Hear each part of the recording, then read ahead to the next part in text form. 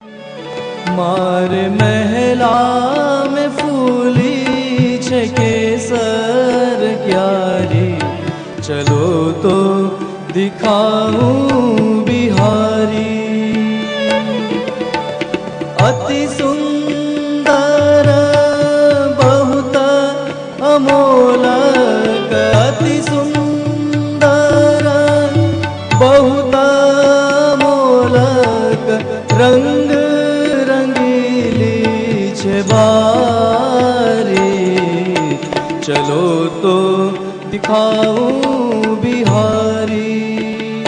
मारे महला में फूली छे केसर कारी, चलो तो दिखाऊं बिहारी।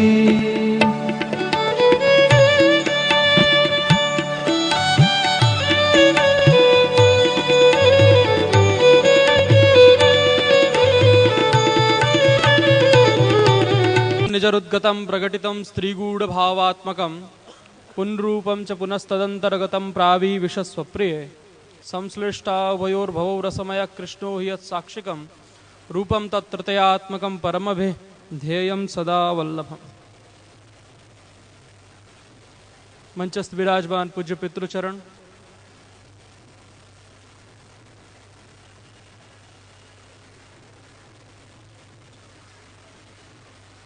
पूज्य श्री श्याम मनोहर जी, पूज्य दादा भाई श्री विजय कुमार जी एवं आचार्य परिवार,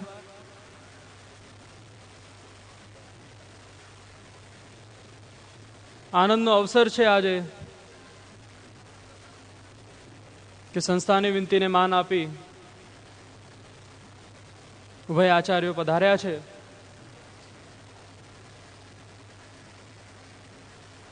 પૂજ્ય દાદાભાઈએ ખૂબ સુંદર આજ્ઞા કરી છે કે ભગવત સેવા કે ભગવત નામ કેવલ અલૌકિક મનોરથ માટે જ થવા જોઈએ।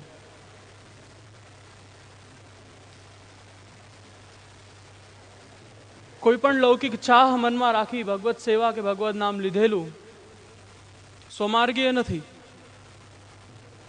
સકામ ભક્તિ થઈ જાય છે। જેવા શ્રી પ્રભુ આપણા નિર્ગુણ છે, નિર્વિકાર છે, એવી જ આપણી ભક્તિ હોવી જોઈએ, એવો જ આપણો સ્નેહ હોવો જોઈએ, એવી જ આપણી સેવા હોવી જોઈએ, તો શ્રી પ્રભુ સુધી પહોંચે છે।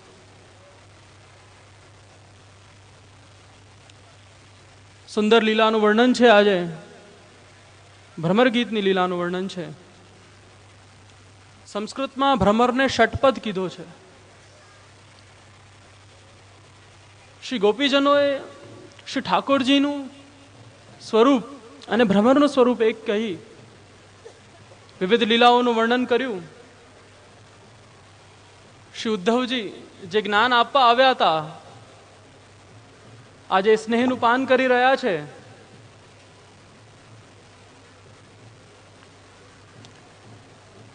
જ્યારથી કથાની શરૂઆત થઈ છે ત્યારથી આપણે એક જ વાત કરી રહ્યા છીએ, દોના ભરભર કથામૃત કો પાન કરેं। દોનાનું સંપ્રદાયમાં બહુ ઊંચું સ્થાન છે।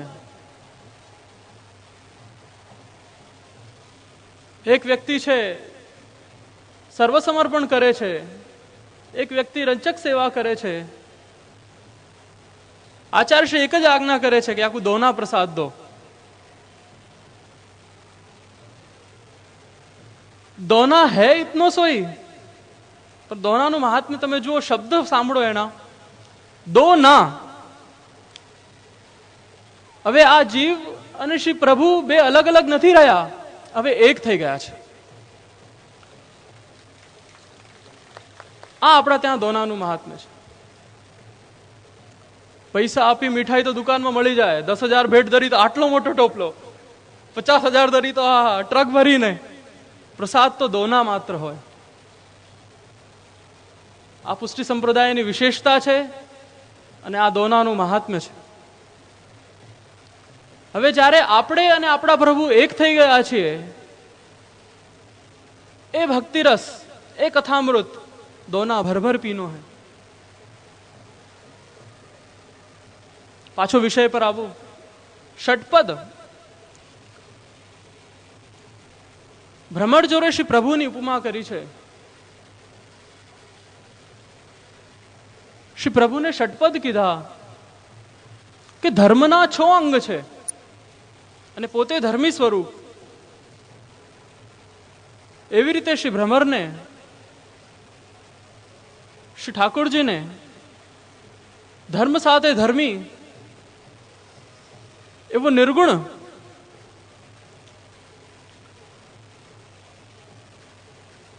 ભક્તિ, નિર્ગુણ ભક્તિ, એવી નિર્ગુણ ભક્તિના નાયક બનાવ્યા અને પોતે એમના અંશી થઈને એમની એક એક લીલા, જેમનો અનુભવ એમને કર્યો છે, એનું ગાન કર્યું છે. એ ઉદ્ધવજીને જ્ઞાનનું અનુભવ, અભિમાન, જ્ઞાનના અભિમાન પછી શુદ્ધ સ્નેહની પ્રાપ્તિ, અને હવે એ તનુજા સેવા કરશે. પહેલા પણ 2-3 દિવસ પહેલે દિવસથી જ એક જ વાત કરી રહ્યો છું. પરમ જ્ઞાનની પ્રાપ્તિ થયા પછી પણ, આત્મજ્ઞાનની પ્રાપ્તિ થયા પછી પણ સેવા તો દેહથી જ કરવાની છે, એ પણ નિસ્વાર્થ.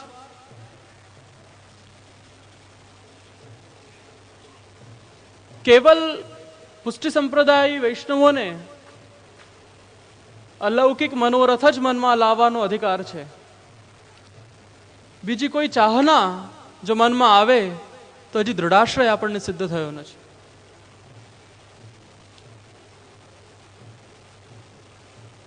એ શુદ્ધ સ્નેહનું સ્વરૂપ બધા ભગવદીઓએ ગાયું છે. એ જ નિર્વિકાર પ્રેમ શ્રી રૂક્ષ્મણીજીનો હતો.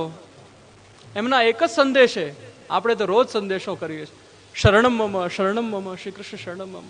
ઠાકોરજી સામે બેઠા હોય કેવું લાગે? આપણે ઠાકોરજીને કહીએ રોજે શ્રી કૃષ્ણ શરણમ મમ, શ્રી કૃષ્ણ શરણમ મમ. ઠાકોરજી કહે છે હું બેઠો છું, હવે મારી સેવા કરો. તો કે નહીં, અમે મોડેથી કહીશું શ્રી કૃષ્ણ શરણમ મમ, શ્રી કૃષ્ણ શરણમ મમ.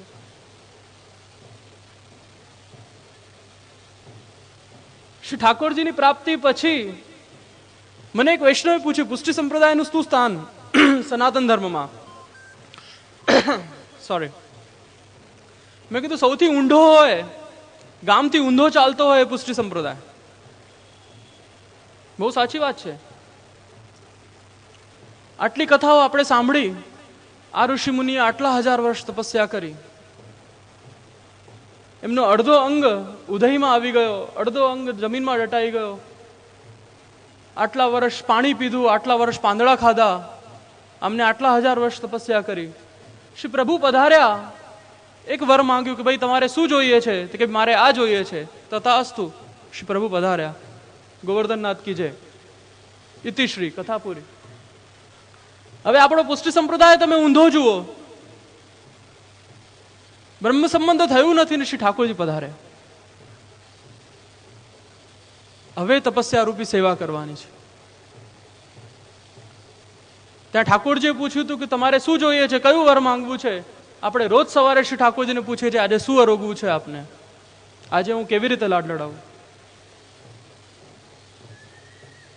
છે કે નહીં ઊંધો? ફલ પ્રાપ્તિ પછી તપસ્યા એ તનથી મનથી સેવા.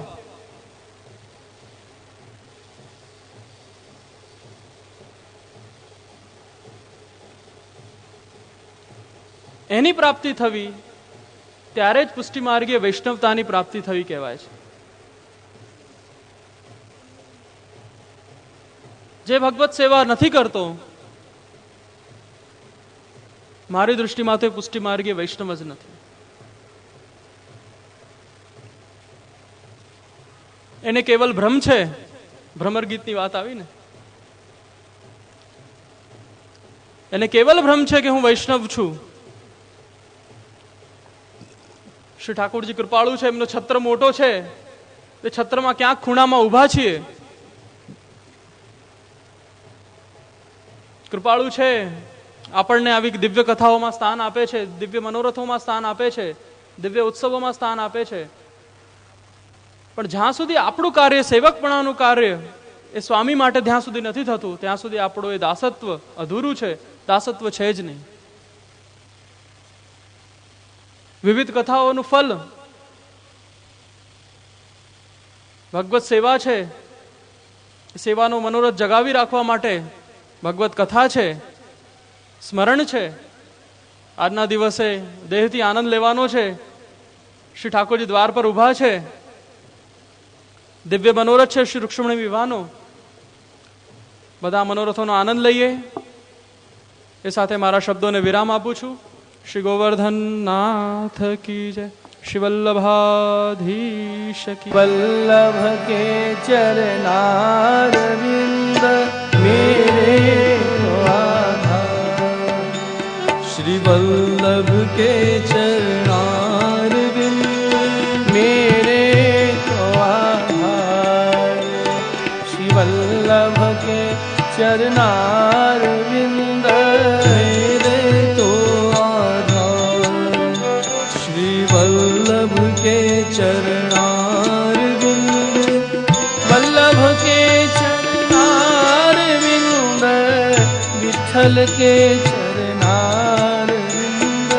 वल्लभ के चरणारविंद श्री विठ्ठल के चरणारविंद. प्यारे वल्लभ के चरणारविंद. प्यारे वल्लभ के मेरे वल्लभ के चरणारविंद. मेरे वल्लभ के चरणारविंद. माथे को श्रृंगार श्री वल्लभ के चरणारविंद. मेरे माथे को श्रृंगार श्री वल्लभ के चरणारविंद. मेरे तो आधार श्री वल्लभ के चरणारविंद. मेरे तो आधार श्री वल्लभ के चरणारविंद. वल्लभ के चरणारविंद विठ्ठल के चरणारविंद. वल्लभ के चरणारविंद विठ्ठल के चरणारविंद. प्यारे विठ्ठल के चरणारविंद. प्यारे विठ्ठल के चरणारविंद. मेरे गले को हार श्री वल्लभ के चरणारविंद. मेरे गले को हार श्री वल्लभ के चरणारविंद. मेरे तो आधार श्री वल्लभ के चरणारविंद. मेरे तो आधार श्री वल्लभ के चरणारविंद. वल्लभ के चरणारविंद. वल्लभ के चरणारविंद. वल्लभ के चरणारविंद विठ्ठल के चरणारविंद. विठ्ठल के चरणारविंद. विठ्ठल के चरणारविंद. सर्वसार को सार श्री वल्लभ के चरणारविंद. सर्वसार को सार श्री विठ्ठल के चरणारविंद.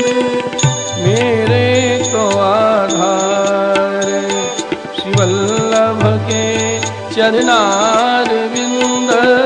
मेरे तो आधार श्री वल्लभ के चरणारविंद.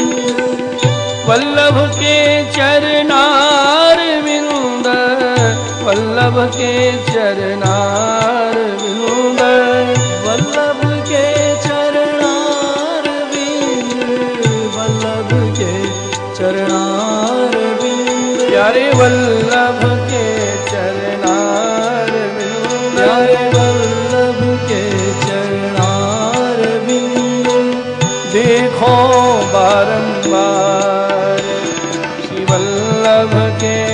चरणारविंद मेरे को बारंबार श्री वल्लभ के चरणारविंद मेरे तो आधार श्री वल्लभ के चरणारविंद मेरे तो आधार श्री वल्लभ के चरणारविंद वल्लभ के चरणारविंद विठ्ठल के चरणारविंद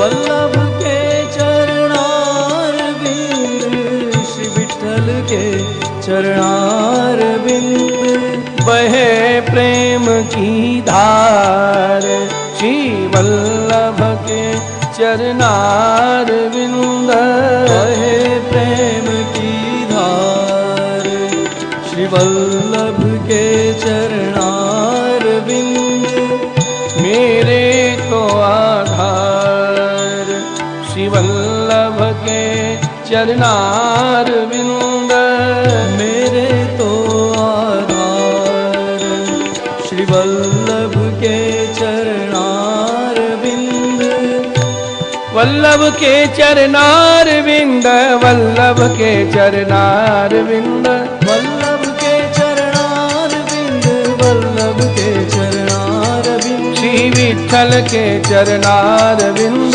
विठ्ठल के चरणारविंद श्री विठ्ठल के चरणारविंद विठ्ठल के चरणारविंद जाऊं मैं बलिहार श्री वल्लभ के चरणारविंद जाऊं मैं बलिहार श्री वल्लभ के चरणारविंद जाऊं मैं बलिहार श्री वल्लभ के चरणारविंद जाऊं मैं बलिहार श्री वल्लभ के चरणारविंद मेरे तो आधार श्री वल्लभ के चरणारविंद मेरे तो आधार श्री वल्लभ के चरणारविंद वल्लभ के चरणारविंद विठ्ठल के चरणारविंद वल्लभ के चरणारविंद विठ्ठल के चरणारविंद प्यारे विठ्ठल के चरणारविंद प्यारे विठ्ठल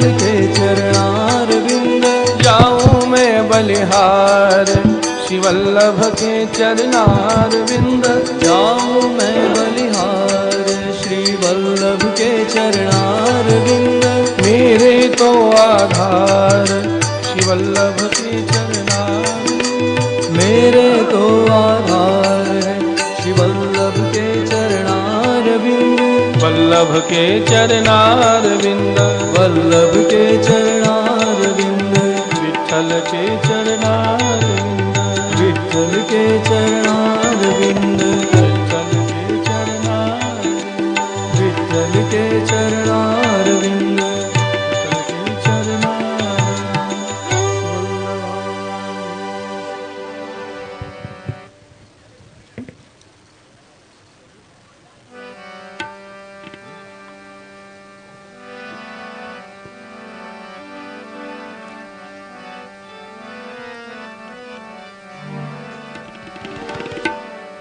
सदा गोपिका मंडले राजमानं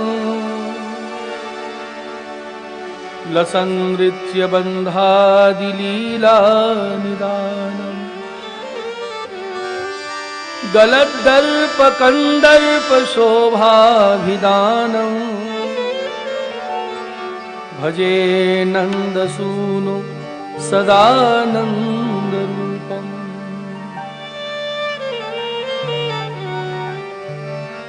कृपां प्रकुरतां दीने स्वतः एव कृपाकरौ स्वामिनो वल्लभाधीश विठ्ठलेशाभिधौ सदा।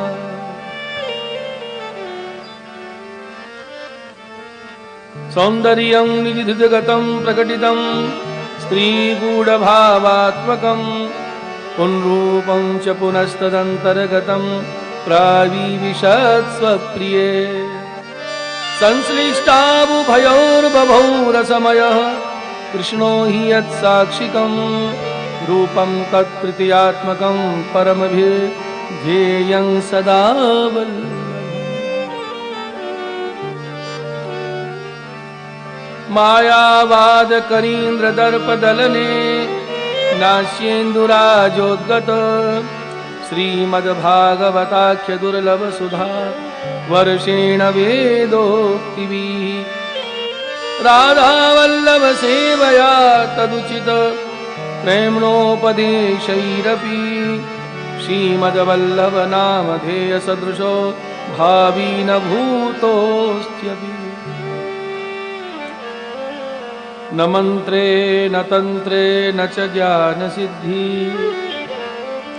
न वैकुंठ बुद्धिस्तु वैकुंठ लोके गतिर्विठ्ठलेशे रतिर्विठ्ठलेशे मतिर्विठ्ठलेशे सदा वै ममास्तु। अज्ञानतिमिरान्धस्य ज्ञानाञ्जनशलाकया चक्षुरुन्मीलितं येन तस्मै श्रीगुरवे नमः। यं प्रव्रजन्तमनुपेतमपेतकृत्यं द्वैपायनो विरहकातया पुत्रेति तन्मयतया तरवोऽभिनेदोस्तं सर्वभूतहृदयं मुनिमानतोऽस्मि। चतुर्भिश्च चतुर्भिश्च चतुर्भिश्च त्रिभिस्तथा षड्भिर्विराजते योऽसौ पंचधा हृदये मम। बोलिए भागवत भगवान की।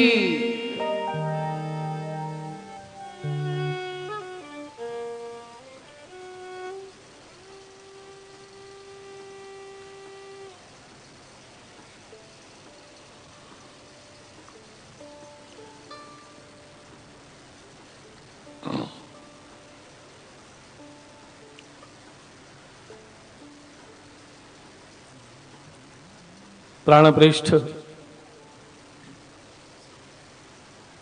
श्री नटवरलाल श्यामलाल प्रभु के पूर्ण अनुग्रह से प्रातस्मरणीय अनंत श्री विभूषित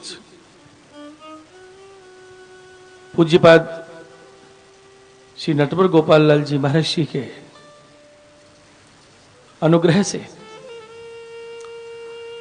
पूज्य चरण श्री व्रतनाथ जी महाराज श्री, पूज्य चरण श्री मधुसूदन बाबा श्री, पूज्य चरण आवरण बाबा श्री की सत प्रेरणा और प्रयास से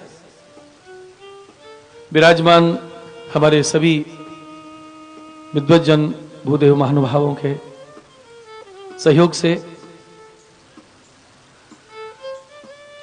श्री वल्लभ विठ्ठल संस्था के समस्त दृष्टि अधिकारी जन, सेवक जन सभी अपनी अपनी सेवा में सहयोग दे रहे हैं। हमारे कलाकार वृंद, पांडाल व्यवस्था, मंच व्यवस्था, माइक व्यवस्था, रिकॉर्डिंग व्यवस्था, आज सभी के सहयोग से श्रीमद् भागवत कथा ज्ञान यज्ञ सानंद निर्विघ्न संपन्न होने जा रहा है।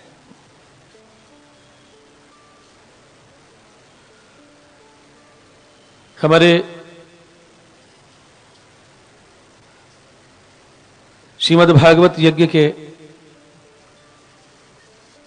मुख्य मनोरथी श्रीमती विमला बहन, श्रीमान भगू भाई और विराजमान समस्त पोथी जियों के मुख्य यजमान, उनके पारिवारिक जन, आज सभी के हृदय में बड़े ही आनंद का अनुभव हो रहा है, क्योंकि किसी भी सत्कार्य की प्रेरणा भगवान की कृपा से होती है। पहले तो कामना जगती है कि हम जीवन में ऐसा अलौकिक लाभ प्राप्त करें। भगवत कृपा बिना इच्छा ही पैदा नहीं होती। और उसके बाद ये निश्चय हो जाए कि सब काम पीछे, पहले ये लाभ लेना है। जब भगवान की पूर्ण कृपा होती है तब ऐसी दृढ़ता होती है, और जब भगवान की महती कृपा होती है तब ऐसे कार्यक्रम का संयोग बनता है और वो आयोजन निर्विघ्न सानंद संपन्न होता है। आज हम भगवान की प्रत्यक्ष कृपा का अनुभव कर रहे हैं।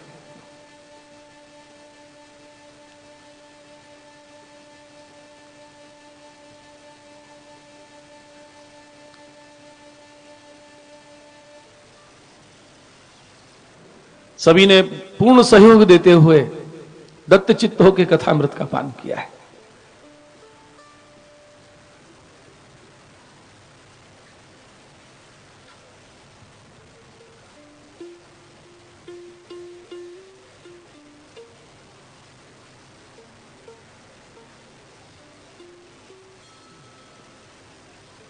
लेकिन प्रायः वैष्णवों से मिलना होता है तो एक ही शिकायत सुनने को मिल रही है, शास्त्री जी मन नहीं भरा, तृप्त नहीं हुए। मैंने कहा ये तो पुष्टि मार्ग का फल है, डकार आ जाना, तृप्त हो जाना ये फल नहीं है। पेट भर जाता है तो भोजन में रुचि नहीं रहती, भूखे बने रहना चाहिए, और भूख पुनः भोजन प्राप्त करने की इच्छा जगाती है।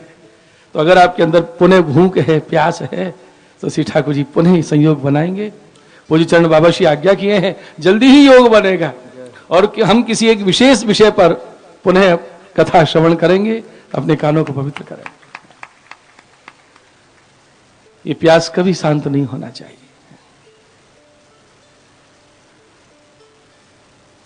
ऐसे ऐसे वैष्णव यहां कथा सुनने के लिए पधारे हैं, मैं तो अहोभाग्य मानता हूं। जो बेचारे कहीं जाते ही नहीं है, उनको पोषण सब जगह प्राप्त होता ही नहीं है, गुरु घर जाना, अपने ठाकुर जी की सेवा पहुंचना, ऐसे लोग भी यहां कथा श्रवण के लिए आए।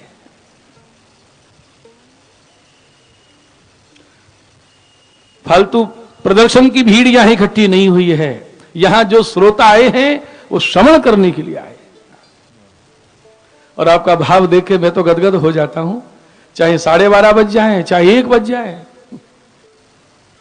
आपको हिलते ही नहीं। यद्यपि 1 बजे विश्राम हो, फिर आप घर जाएं, प्रसाद लेके आवें, 3:30 पे आना ही संभव नहीं होता है, फिर भी आप पूर्ण प्रयास करते हैं। आप कैसे कैसे घर की व्यवस्था बना के आते होंगे ये तो आप जानते हैं। इस आयोजन में भगवान की कृपा का प्रत्यक्ष अनुभव हो रहा है। नित्य वल्लभकुल बालकों के दर्शन हो रहे हैं, आपकी वाणी सुनने का सौभाग्य मिल रहा है। और देखिए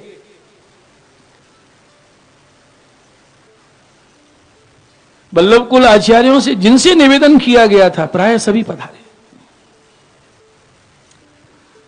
श्री पूज्य चरण दुर्मिल कुमार जी बाबा श्री उस दिन बहुत व्यस्त थे, कोई खास मीटिंग थी, फिर भी आपने अपना प्रतिनिधित्व करने के लिए बाबा श्री को यहां पधराया। और जिस दिन पूज्यपाद अनंत श्री विभूषित वल्लभकुल शिरोमणि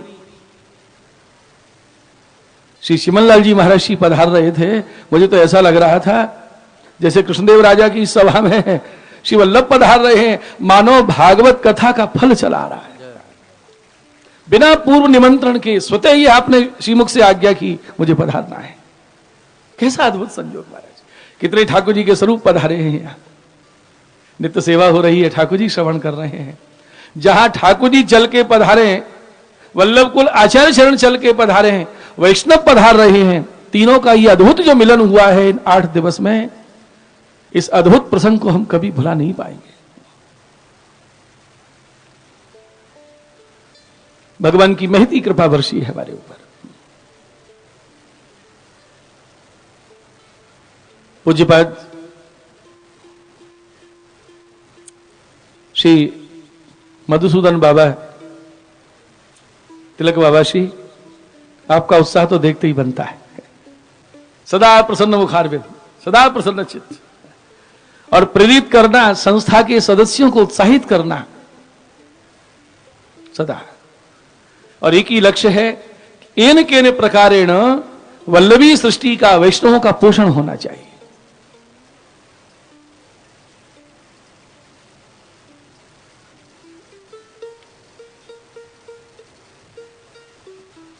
अहमदाबाद में असारवा बैठक में प्रातः स्मरणीय पूज्य चरण श्री नटवर गोपाल लाल जी महाराज जी के दर्शन हुए थे और आपके श्रीमुख से यह आज्ञा हुई थी। तो एक बार श्री गोसाई जी को भागवत सुना, मेरे नटवर लाल सुनाएंगे, संयोग नहीं बन पाया। आपने हस्तलिखित पत्र भी भेजा था ग्वालियर। श्रीमुख से आज्ञा हुई है, पूरी तो होगी, कब होगी ये तो प्रभु जाने। तो आज जो ये कथा का विराम हो रहा है, मुझे तो लगता है महाराज जी के आशीर्वाद से, आप श्री की जो आज्ञा हुई थी आज वही आज्ञा पूर्ण हो रही है। श्री नटवर गोपाल लाल जी महाराज जी की आज्ञा से ठाकुर जी श्रवण कर रहे हैं और श्री प्रभु चरण श्री विठलनाथ जी श्रवण कर रहे हैं। और वो वचन श्रीमुख से प्रकट हुए थे, आज वो इस सेवक को पूर्ण करने का सौभाग्य मिला है। मैं अपने आप को कृतकृत्य मानता हूं, अपने आप को भाग्यशाली मानता हूं। परम भगवती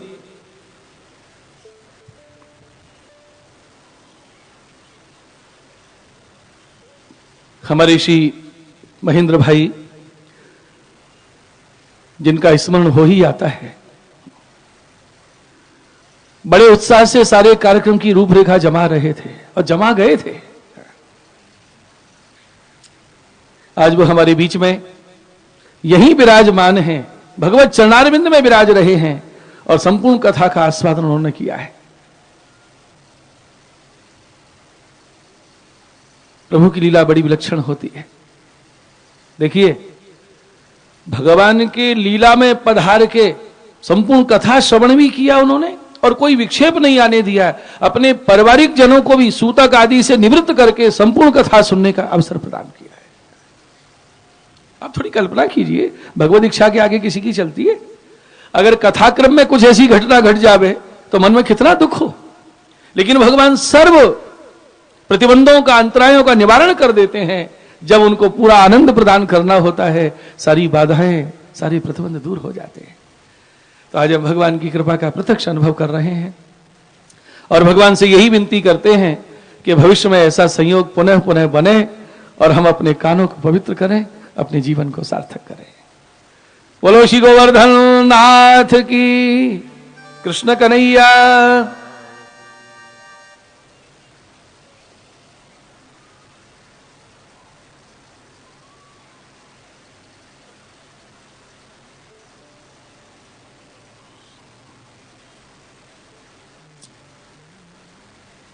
दसम स्कंध की कथा में राजस भक्तों का प्रमाण प्रमेय साधन प्रकरण कल आप सुन रहे थे।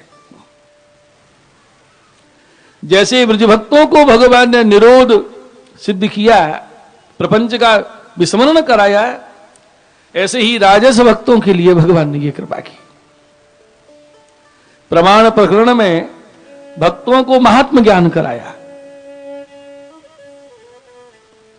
प्रमेय प्रकरण में कृपा करके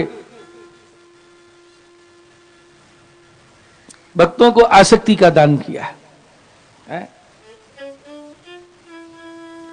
उद्धव जी को ब्रज में भेजा, कुब्जा के घर गए, अक्रूर जी के घर गए, ये प्रमेय प्रकरण है। और साधन प्रकरण में, जैसे ब्रज लीला में, तामस प्रकरण में आपने देखा है कि भक्तों के साधन भगवान बन गए, ऐसे राजस प्रकरण में भी इन भक्तों के साधन भगवान बन गए। मुचकुंद जो सो रहे थे, उनको दर्शन देने का कैसा बढ़िया बहाना खोजा भगवान ने। कालेवन पीछे दौड़ रहा है और भगवान गुफा में पधारे, दर्शन दिया उनको। रुक्मिणी जी को स्वयं पधार के अंगीकार किया है। कल आपने विवाह लीला का दर्शन किया। कल तो ऐसा लग रहा था हम अहमदाबाद में नहीं, माधोपुर में बैठे हैं, ठाकुर जी के विवाह लीला का दर्शन कर रहे हैं। हमारे इला बहन ने बहुत बढ़िया बढ़िया विवाह के ढोल गाए और बहनों ने भी बहुत बढ़िया सहयोग दिया, और आपने जो उद्घोष की सेवा की है बड़ी व्यवस्थित, क्योंकि मंच संचालन करना ये बहुत बड़ी जिम्मेदारी है। आप दोनों ही दंपति, आपके पतिदेव आदरणीय रिखव भाई सही समय पे आते हैं मुझे लेने के लिए, सभी का सहयोग है।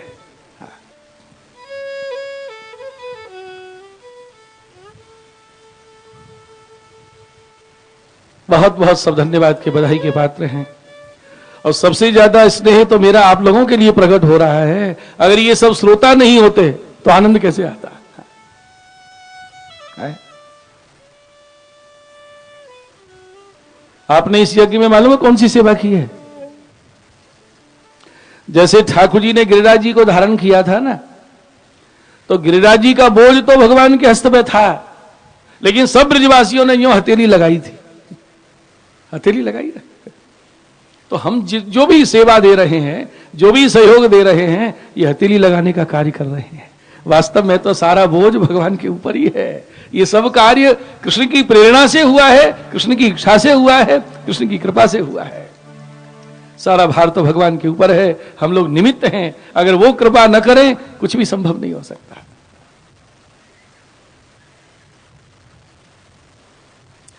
अब आप राजस फल प्रकरण की कथा सुनेंगे। राजस भक्तों को फल फलित हुआ। भगवान के अन्य विवाहों की कथा, यदुकुल का विस्तार, और फल क्या है कि सब पटरानियां अपने अपने महलों में भगवान की सेवा कर रही हैं।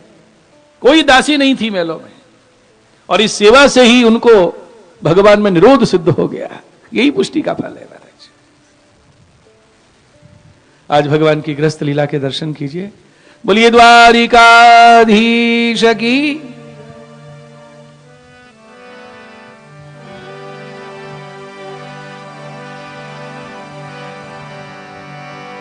हरि हरये नमः, कृष्ण माधवाय नमः। हरि हरये नमः, कृष्ण माधवाय नमः। हरि हरये नमः, कृष्ण माधवाय नमः। हरि हरये नमः, कृष्ण माधवाय नमः। कृष्ण माधवाय नमः, कृष्ण यादवाय नमः। कृष्ण माधवाय नमः, कृष्ण यादवाय नमः। हरि हरये नमः, कृष्ण माधवाय नमः। हरि हरये नमः, कृष्ण माधवाय नमः। कृष्ण माधवाय नमः, कृष्ण यादवाय नमः। कृष्ण माधवाय नमः, कृष्ण यादवाय नमः। हरि हरये नमः, कृष्ण माधवाय नमः। हरि हरये नमः, कृष्ण माधवाय नमः। कृष्ण माधवाय नमः, कृष्ण यादवाय नमः। कृष्ण माधवाय नमः, कृष्ण यादवाय नमः। कृष्ण माधवाय नमः, कृष्ण यादवाय नमः। कृष्ण माधवाय नमः, कृष्ण यादवाय नमः। हरि हरये नमः, कृष्ण माधवाय नमः। हरि हरये नमः, कृष्ण माधवाय नमः। कृष्ण माधवाय नमः। कृष्ण माधवाय नमः। द्वारिकाधीश की। आपने चतुर्व्यूह का परिचय सुना था। द्वारिका लीला में ये बिहू स्वरूप प्रकट हुए हैं, ब्रज लीला में भगवान में विराजते हैं।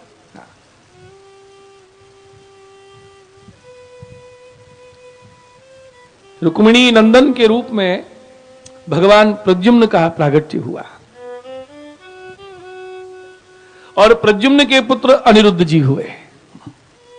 ये भगवान के ही स्वरूप हैं, लेकिन लीला में पिता पुत्र हैं। जैसे वल्लभ भी साक्षात कृष्ण, विठ्ठल भी साक्षात कृष्ण, पर लीला में पिता पुत्र हैं। ये लीला है भगवान। पूर्ण ब्रह्म श्री लक्ष्मण सुत पुरुषोत्तम श्री विठल नाथ। जैसे लीला में स्वामी जी से चंद्रावली प्रकट हुई है और यहां श्री वल्लभ से श्री विठल प्रकट हुए।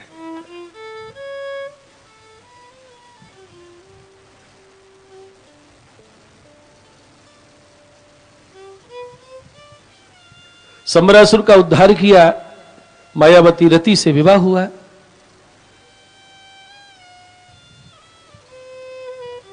दो विवाहों की कथा सुनाई। द्वारिका में सत्राजित को सूर्यदेव ने समयंतक मणि दी। अद्भुत प्रभाव था इसका। दुर्भिक्ष नहीं होता, सर्पदंश से मृत्यु नहीं होती, 8 बार स्वर्ण उगलती थी।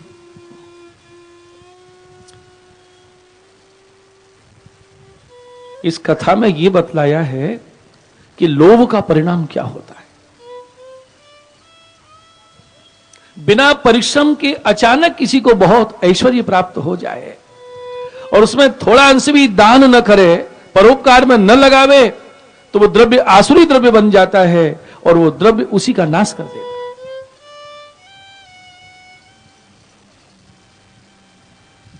इसी मणि के कारण छोटे भाई प्रसेन की मृत्यु हुई। गले में पहन के चला गया था वन में। ऋषि जामवंत बड़ी निकाल के ले गए। भगवान ने सत्राजित से कहा था ये मणि उग्रसेन को दे दो, तुम्हारा मंगल होगा, लेकिन लोभ के कारण नहीं। और भगवान को कलंक लगा दिया कि मेरे भाई को वन में अकेला देख के मार दिया और मेरी मणि ले ली। भगवान द्वारिकावासियों को साथ लेके मणि खोजने गए। जामवंत की गुफा में पधारे। जामवंत और श्री कृष्ण का युद्ध हुआ। युद्ध में भगवान ने पराजित कर दिया है। तब जामवंत को स्वरूप ज्ञान हुआ है, ये तो साक्षात भगवान पधारे। आए थे मणि खोजने के लिए और जामवंत ने अपनी कन्या जामवंती भगवान को अर्पित कर दी। मणि सत्राजित को दे दी। अब सत्राजित बहुत लज्जित हुए। अगर मैं मणि कृष्ण को दूंगा तो स्वीकार नहीं करेंगे। अपनी कन्या सत्यभामा सौंप दूं और दहेज के रूप में मणि दे दूंगा। सत्यभामा का विवाह द्वारकाधीश के साथ हुआ। और जब मणि देने लगे तो भगवान ने कहा हमें मणि नहीं चाहिए, हमें तो पहले भी इच्छा नहीं थी। हाँ, मणि से निकलने वाला स्वर्ण महाराज उग्रसेन के खजाने में भेज दिया करो। भगवान ने फिर इसकी बात कही। बोलो श्री वल्लभाधीश।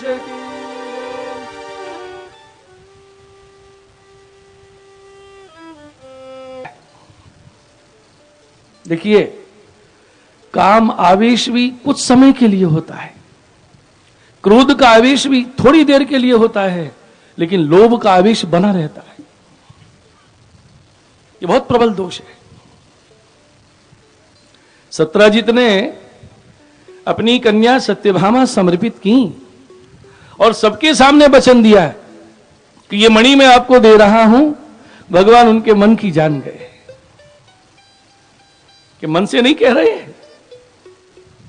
भगवान ने आज्ञा की ये मणि आप अपने पास रखिए और इससे निकलने वाला जो स्वर्ण है वो उग्रसेन महाराज के खजाने में भेज दिया करो। मणि लेके घर में आ गए। पूजा कक्ष में मणि स्थापित कर दी। अब उसको देख रहे हैं कितना सोना है घर में। सोने का महल, सोने की सैया, सोने के सिंहासन। मणि को देखते हुए सत्राजित विचार करने लगे कि श्री कृष्ण ने तो मेरे साथ बड़ी चतुराई की। सबके सामने कह दिया मणि आप रखिए और मणि से निकलने वाला धन उग्रसेन जी को दे दीजिए। तो फिर मणि रखने का लाभ क्या है? ये तो वही बात हो गई। किसी यजमान ने पंडित जी से कहा है मैं आपको गौदान करना चाहता हूं। पंडित जी बोले हमें आपकी गाय नहीं चाहिए, किसी गौशाला में दे दीजिए या किसी अन्य ब्राह्मण को दे दीजिए, हमारे घर में जगह नहीं है, सेवा बनेगी नहीं, मैं आपको ही दान करूंगा। बहुत हट किया, मैं आपको ही देना चाहता हूं। तो पंडित जी ने कहा कुछ हमारी शर्तें हैं, आप स्वीकार करें तो हम गोदान ले लेंगे। बोले क्या शर्त है? मुझे सब मंजूर है। सुनिए, ये शर्त है कि गोदान के बाद गाय आपके घर में रहेगी, स्वीकार है। गोबर गोमूत्र तो सब आप समेटना, स्वीकार है। दोनों समय चारे की व्यवस्था आपको करनी पड़ेगी, स्वीकार है। पंडित जी बोले एक शर्त और है। बोले क्या? दोनों समय का दूध मेरे घर पहुंचा दिया करो, स्वीकार है। यजमान बोला माथा खराब हुआ है क्या मेरा? गाय रखूं मैं, सेवा करूं मैं और दूध पहुंचा दूं तेरे घर, तो गाय रखी गाय के लिए। सत्राजित ने कहा है मणि रहेगी मेरे पास और धन भेज दूं वहां, तो मणि का क्या लाभ?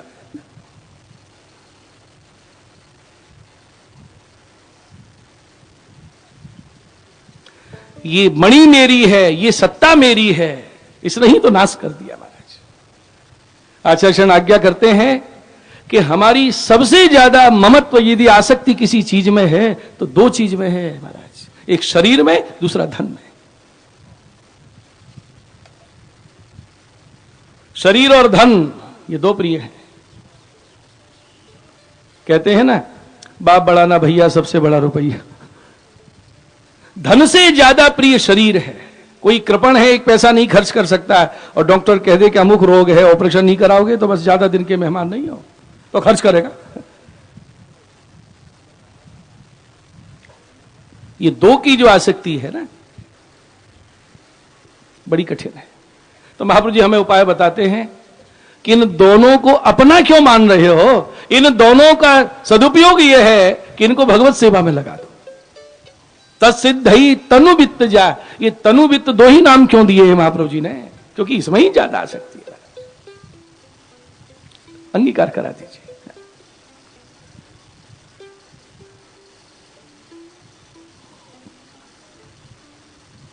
लोभ के कारण ही हमारा अहम समर्पण नहीं हो पा रहा है। अपना अहम भगवान को दे दूंगा तो बचेगा क्या? लोभ के कारण ममत्व समर्पित नहीं हो पा रहा है, मेरा है। और जिस दिन लोभ छोड़ दिया, लोभ का उल्टा करो तो क्या बन जाएगा? भलो भलो भलो सब कहिए, सब भला चाहते हैं। और इसी मणि के कारण सतधनवा ने सोते हुए सत्राजित को मार दिया, मणि लेके भाग गया। भगवान ने मिथिला में जाके उसका उद्धार किया। मणि तो अक्रूर जी के पास थी, बड़े बड़े यज्ञ कर रहे हैं, उस मणि से मिलने वाला धन का सदुपयोग कर रहे हैं। इसलिए संत कहते हैं, लोभ पाप को मूल है, लोभ पाप को मूल है, लोभ मिटावत मान, लोभ मिटावत मान, लोभ कबहू नहीं कीजिए, लोभ कबहू न कीजिए, याते नरक निदान शिवल्लभ, याते नरक निदान, शिवल्लभ याते नरक निदान, शिवल्लभ याते नरक निदान।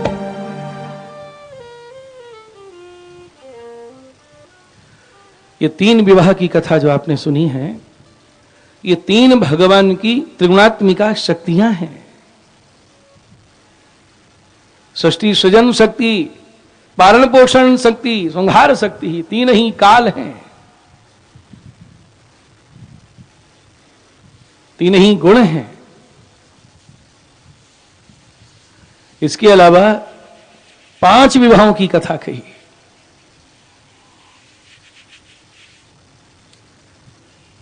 कालिंदी जी के साथ, मित्रविंदा जी के साथ,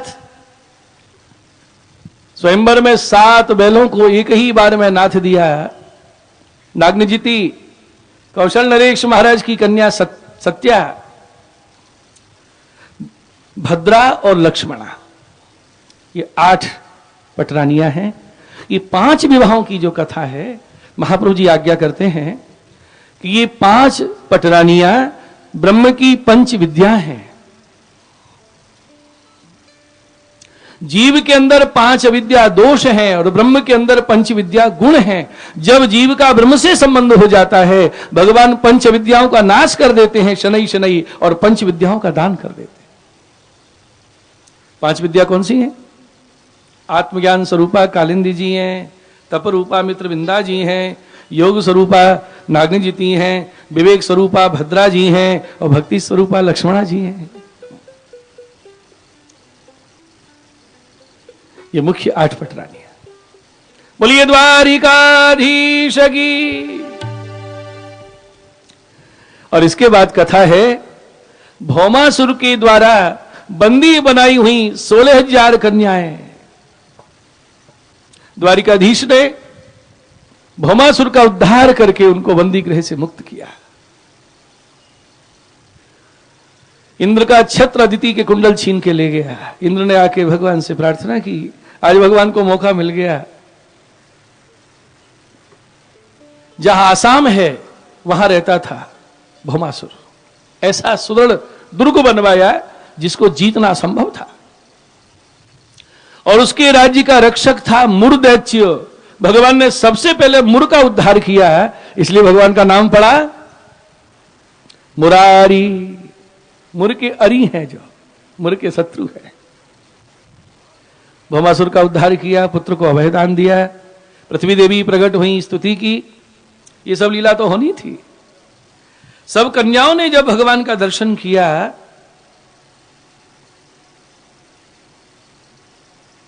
मोहित हो गई दर्शन करके। भगवान ने कहा, मैं जानता हूं तुम निर्दोष हो, भौमासुर तुम्हारा हरण करके लाया है। श्री महाप्रभु जी यहां सिद्धांत बतलाते हैं कि मन की वृत्तियां 16 हैं, क्योंकि मन का देव चंद्र है, चंद्र की 16 होती है, एक एक से एक 1,000 वृत्ति, ऐसे 16,000 वृत्तियां। और इनका संबंध जब श्री कृष्ण से हो जाता है तो हमारी चित्तवृत्ति का भगवत चरणारविंद में निरोध हो जाता है।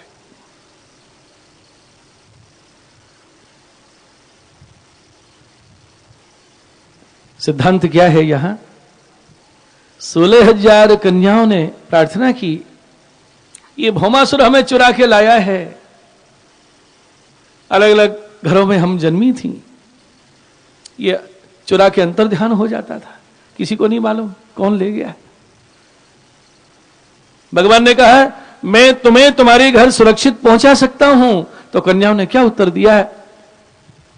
अब ये घर वाले, समाज वाले, परिवार वाले हमें अंगीकार नहीं करेंगे, क्योंकि समाज की दृष्टि में हम खोटी हो चुकी हैं।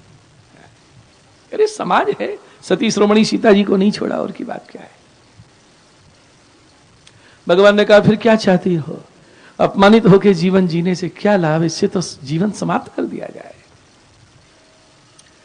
भगवान ने कहा, नहीं, भक्ति मार्ग पलायन का मार्ग नहीं है। जो जीवन से हार जाते हैं, जीवन से ऊब जाते हैं, अरे भक्त वो है जो ये कभी ना कहे, हे ठाकुर जी अब तो उठा लो, बस बहुत हो गया ना। अरे उठ जाओगे तो क्या करोगे? यहां भी रो रहे हो, वहां भी रोगे। जिसका स्वभाव ही रोने का हो, प्रभु अब नहीं सहन हो रहा है, उठा लो। भगवान बोले, वहां रोएगा आके तू। और जो भजन निष्ठ है, उसको तो यहां भी सेवा करनी और वहां भी सेवा करनी, उसके लिए जीवन भार नहीं है। महाप्रभु जी पलायन की आज्ञा नहीं देते हैं। महाप्रभु जी कहते हैं, इसी गृहस्थ में रहो। जिसको ज्ञानी बाधक समझ रहे हैं, वही तुम्हारी सेवा भजन में साधक हो जाएगा। कोई चीज बाधक नहीं है, केवल मन की विचारधारा बाधक होती है। तो हम क्या करें, कहां जाएं? भगवान ने कहा, सबकी सब द्वारिका चलो।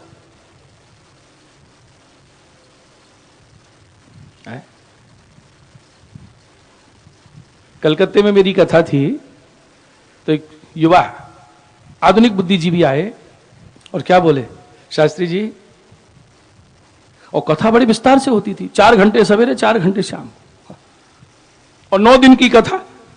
अब बताओ कितना विस्तार होगा। तो क्या बोले, शास्त्री जी रोज कथा सुनता हूं, मुझे बड़ा आनंद आता है, लेकिन आज तो मेरा माथा खराब कर दिया आपने। मैंने कहा, भैया ऐसा क्या अपराध हो गया? बोले, आपने इतने विवाहों की कथा सुना दी, मेरा तो दिमाग चकरा गया। इतने विवाह किए भगवान ने। मैंने कहा इसमें परेशानी क्या हो गई? बस मेरा दिमाग खराब कर दिया आपने। इतने विवाह होते हैं किसी के? मैंने कहा भैया ये तो बहुत कम संख्या है। सुखदेव जी तो और विवाह की लीला सुनाना चाहते थे। तो उसने कहा आप मेरा समाधान कर रहे हैं कि बिल्कुल ही मेरा दिवाला निकालने वाले हैं दिमाग का? ऐसे ऐसे कुतर की आते। मैंने कहा भैया बुरा मत मानना, 84 लाख तो योनियां हैं, फिर जीव कितने हैं? असंख्य। और जीव मात्र के पति कौन है? भगवान। जो बिछुड़े हैं भगवान से, अरे ये अवतार इसलिए हुआ है कि तुम इतनी योनि भोग के आए हो, बिछुड़ गए हो, मुझे अंगीकार हो जाओ, मुझे अपना स्वामी पति बना लो, तुम्हारा कल्याण करने के लिए मैं प्रकट हुआ हूं। मैंने कहा सारे वैदिक वांग्मय का बीज गायत्री मंत्र है, और वो बीज गायत्री हमें संकेत दे रहा है तत्सवितुर्वरेण्यम। अंश है आत्मा, अंशी है परमात्मा। वो परमात्मा, वो ब्रह्म ही सबका अंशी है, वही वर्ण करने योग्य वर है, वही श्रेष्ठ है। विवाह होता है लौकिक में, अग्नि की साक्षी में वर वधू प्रतिज्ञा करते हैं।